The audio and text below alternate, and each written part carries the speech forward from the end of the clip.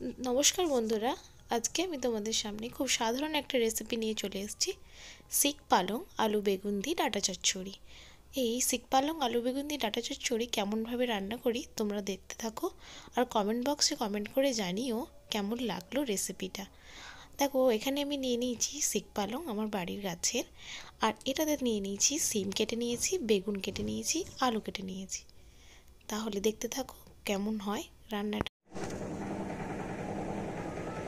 দেখো, কড়াইয়ে তেল দিয়ে দিয়েছি। শিক পালং তরকারি রান্নার জন্য আমার যেটা মেন লাগবে সেটা হচ্ছে বড়ি। বড়িগুলোকে আমরা কড়াইয়ে দিয়ে দিচ্ছি, এবার ভেজে নেব।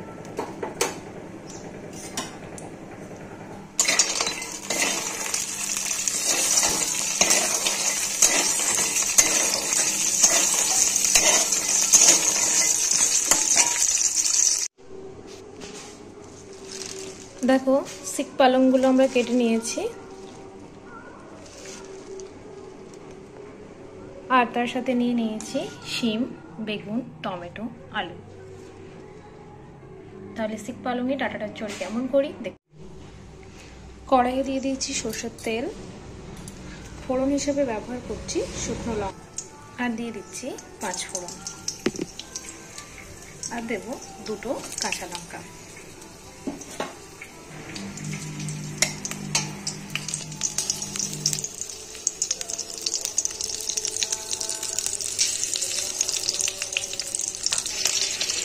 এবার দেখো দিয়ে দিচ্ছি খুবই সামান্য পরিমাণ রসুন ছোটো। রসুনটা তোমরা নাও দিতে পারো, এক্সেপশনাল। রসুনটা ভাজা হলে দেব আদা। রসুনটা আগে দিলে রসুনের গন্ধটা মরে যাবে।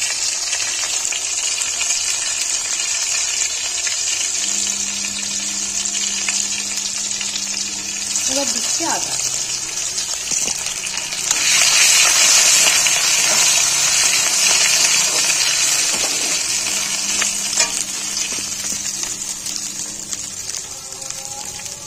এরপর বাকি সবজিগুলো দিয়ে দেব। প্রথমে দেব আলু।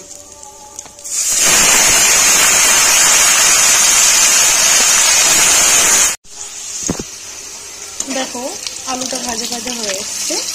এরপর শিক পালংটা দিয়ে দেবো। যেহেতু শিক পালংয়ের ডাঁটা জল বেরোবে, আর তার সাথে আলুটাও সেদ্ধ হবে, এই কারণে প্রথমে আলুটা দিলাম, তারপরে শিক পালংটা দেবো।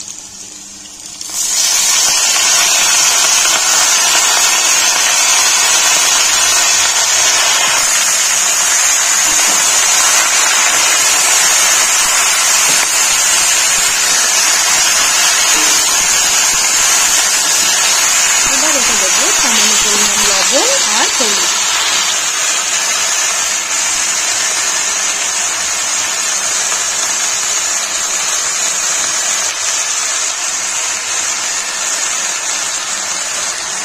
এবার এটাকে বেশ কিছুক্ষণ আমরা নাড়াচাড়া করতে থাকবো। যখন দেখবো পালং শাক থেকে জল বেরিয়ে এসছে, তখন কেটে রাখা সিম, আলু, বেগুন, টমেটো এর মধ্যে দিয়ে দেবো। দেখো, আলুগুলো সেদ্ধ হয়ে এসছে। এরপর কেটে রাখা শিম, বেগুন আর টমেটো এর মধ্যে দিয়ে দেব। পালং শাকের একটা আলাদাই ফ্লেভার, এতে বেশি কিছু একটা মশলা লাগে না। তোমরা চাইলে সামান্য পরিমাণ জিরে আর ধনে গুঁড়ো দিতে পারো।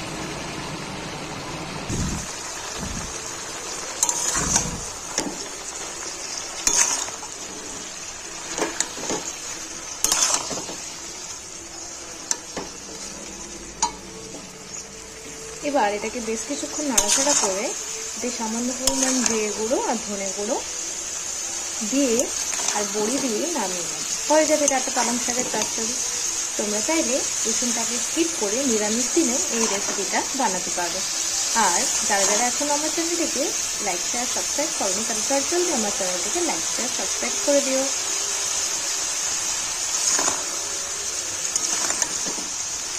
এটাকে আমি 10 থেকে 15 মিনিট একটু নাড়াচাড়া করি, যাতে বেগুনটা মজে যায় আর টমেটোটাও সেদ্ধ হয়ে যায়।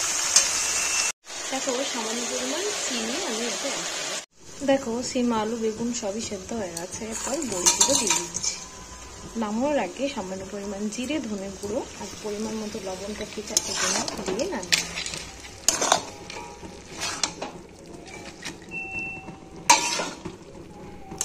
দেখো বড়িটা দেওয়ার পরে ধরে মাখো মাখো হয়ে গেছে। এরপর সামান্য পরিমাণ জিরে গুঁড়ো দিয়ে এটা নামিয়ে নিতে পারো। আর এই ডাটা শিক পালংয়ের রেসিপিটা গরম গরম ভাতের সাথে পরিবেশন করলে জাস্ট সুন্দর লাগবে, আর কিছু তরকারি লাগবেই না এই রেসিপিটা দিয়ে। আর যারা এখন আমার চ্যানেলটিকে লাইক শেয়ার সাবস্ক্রাইব করনি তারা চটজলদি আমার চ্যানেলটিকে লাইক শেয়ার সাবস্ক্রাইব করে দাও। Thank you.